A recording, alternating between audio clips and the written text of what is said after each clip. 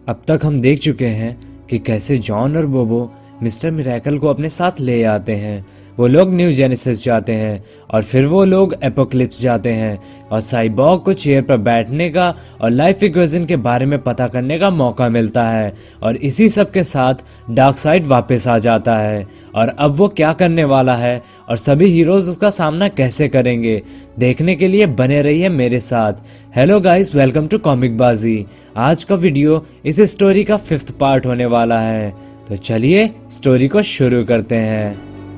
Doctor fate और John एक room के बाहर खड़े होकर बातें कर रहे थे, जो कि डॉक्टर फेट टावर में था। फेट कहता है कि ये क्या है, मैं इसके अंदर क्यों नहीं देख पा रहा हूँ। जॉन हंसते हुए कहता है क्योंकि दरवाजा बंद है। फेट जवाब देता है पर फेट के लिए कोई दरवाजा कभी बंद नहीं होता। जॉन कहता है कि ये कुछ खास नहीं है, मैं यहाँ पर बस अपने कपड़े रखता हूँ। डॉक्टर फेट कहता है तो मैं इसके अंदर क्यों नहीं जा पा रहा हूँ। जॉन कहता है शायद तुमने हैंडल का यूज नहीं किया होगा, और वहां पर पहले कोई हैंडल नहीं था। पर दरवाजा खोलकर जॉन अंदर चला गया और वो बोला कि शायद तुम्हें अपने टावर का नाम बदल देना चाहिए। जॉन ने उसे ऐसा इसलिए कहा क्योंकि ये रूम डॉक्टर फेट की बिल्डिंग में ही था और डॉक्टर फेट को यही नहीं पता कि उसकी बिल्डिंग में कुछ ऐसा भी है। जॉन ने उस रूम में एट्रिगन को समन किया था। एट्रिगन कहता है तुमने मुझे क्यों समन किया है। जॉन कहता है कि तुम इसका जवाब जानते हो। अच्छा तो तुम ये बताओ कि अपडेट क्या है, ट्राइगन कब तक यहाँ आने वाला है। एट्रिगन कहता है तुम्हें डरना चाहिए क्योंकि वो बहुत ही ज्यादा गुस्से में है। वो तब तक नहीं रुकेगा जब तक वो सभी को मार नहीं देता। तुम लोग तैयार रहो। जॉन अपना सर खुजलाते हुए कहता है कि ये कितनी बकवास करता है, मुझे बस इतना बताओ कि वो कितने दिनों में यहाँ तक पहुँच जाएगा। एट्रिगन कहता है 3 दिन। सॉमथिंग ये सब कुछ सुन लेता है। दरअसल जॉन को ये नहीं पता था कि सॉमथिंग वहां पर चुपके से उनकी बातें सुन रहा है, तो अब सॉमथिंग भी जॉन के प्लान का हिस्सा बन गया है। उस प्लान का जो प्लान जॉन अभी तक सभी से छुपा रहा था। दोनों रॉरी रिगमैन का सूट लेकर रूम से बाहर निकल रहे थे, पर डॉक्टर फेट अब भी वहीं पर खड़ा था और वो सॉमथिंग से पूछता है कि इसके अंदर क्या है, और सॉमथिंग कहता है कि कुछ नहीं, बस वहां पर कपड़ों की रैक के सिवा और कुछ नहीं है। जॉन मुस्कुराते हुए निकल जाता है। जॉन अब डीमन के पास जाता है और उससे उसकी टीम का हिस्सा बनने के लिए कहता है। दरअसल जॉन का कोई प्लान है जिससे कि वो सभी की हेल्प कर पाएगा। डीमन कहता है कि तुम अगर मुझे अपना प्लान बताओगे तभी मैं तुम्हारे साथ रहूंगा। न चाहते हुए भी जॉन को सब कुछ बताना पड़ता है और डीमन सब कुछ सुनने के बाद कहता है क्या तुम पागल हो गए हो, तुम किसी की जान ले लोगे।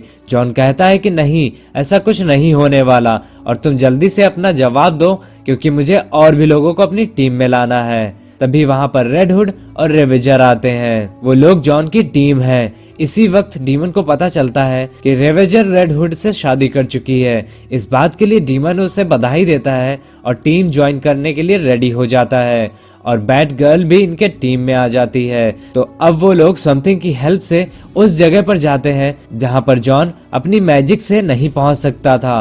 वो लोग नंदा पर्वत जाते हैं, जहां पहुंचते ही समथिंग का कलर ग्रीन से रेड हो जाता है। ये लोग नंदा पर्वत पर खड़े होते हैं, पर ये लोग सिटी के अंदर नहीं जा सकते थे क्योंकि रामाकृष्णा की पावर्स सिटी को प्रोटेक्ट कर रही हैं, जिसकी वजह से जब तक वो नहीं चाहती तब तक कोई अंदर नहीं जा सकता, समथिंग भी नहीं। रेड हुड वहां का नजारा देखकर कहता है यहाँ तो बहुत सारे एंटी लिविंग हैं, चलो कम से कम इन्हें मारने के लिए हमें अपने आप को नहीं रोकना पड़ेगा, हम लोग इन्हें मार सकते हैं।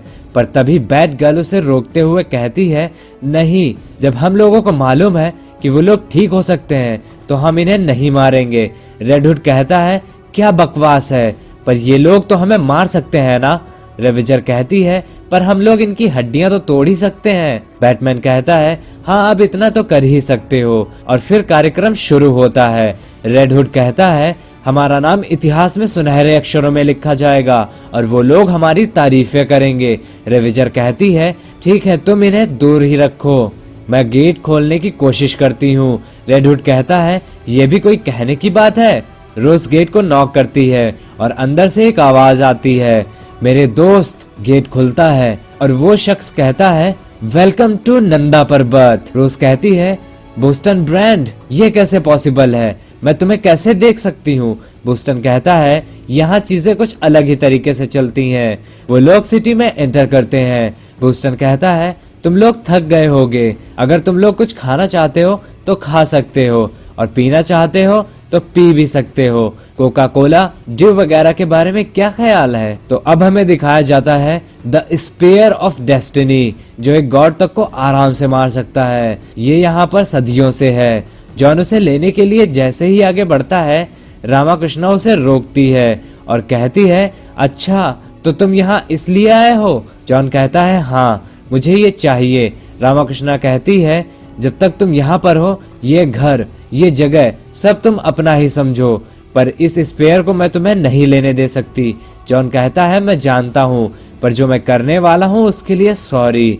और वो रामाकृष्णा को स्पेयर मार देता है और वो रोरी रिगमैन के सूट में बोस्टन डेडमैन की सोल को अब्सॉर्व कर लेता है। डीमन पूछता है ये क्या, तुमने ये क्या किया? पर जॉन कहता है हम लोग यहाँ से जा रहे हैं। वो डीमन को कुछ नहीं बताता क्योंकि वो कुछ बड़ा प्लान कर रहा है।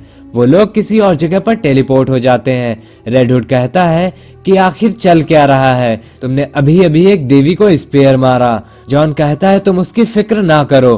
रेड हुड कहता है फिक्र ना करूं? क्या तुम पागल हो गए हो? जॉन कहता है वो कुछ वक्त में ठीक हो जाएगी।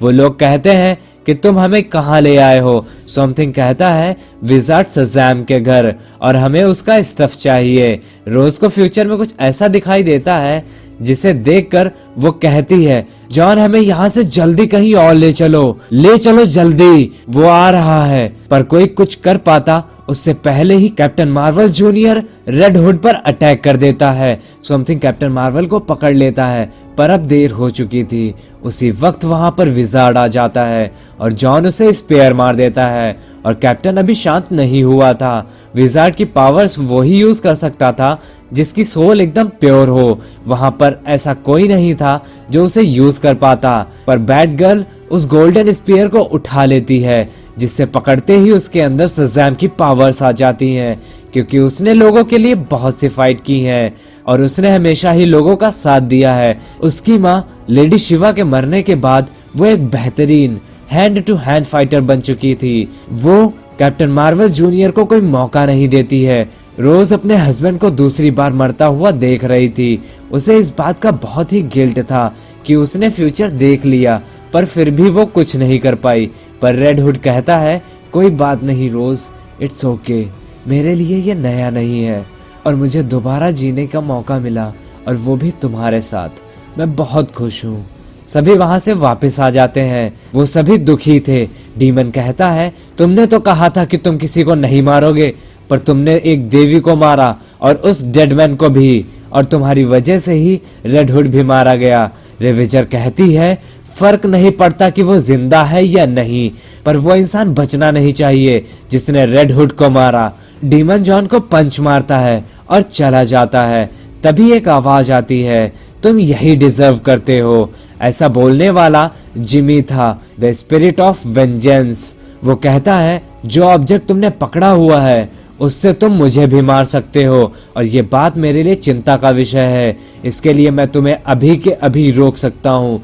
जॉन कहता है अगर तुम्हें इतना सब कुछ पता है तो तुम्हें ये भी पता होगा कि मैं ये सब कुछ क्यों कर रहा हूँ। जॉन के इतना कहते ही जिम कहता है गुड नाइट जॉन, और वहां से चला जाता है। दोस्तों हम लोग आज का ये वीडियो यहीं पर खत्म करते हैं। आपको सोचना ये है कि आगे क्या होने वाला है और जॉन आखिर ऐसा क्या प्लान कर रहा है जिसकी वजह से वो लोगों को मार रहा है। आगे की स्टोरी देखने के लिए चैनल पर बने रहें। अपना और अपनों का ख्याल रखिए। मैं जल्द ही लौटूंगा न्यू एपिसोड के साथ। तब तक के लिए बाय बाय।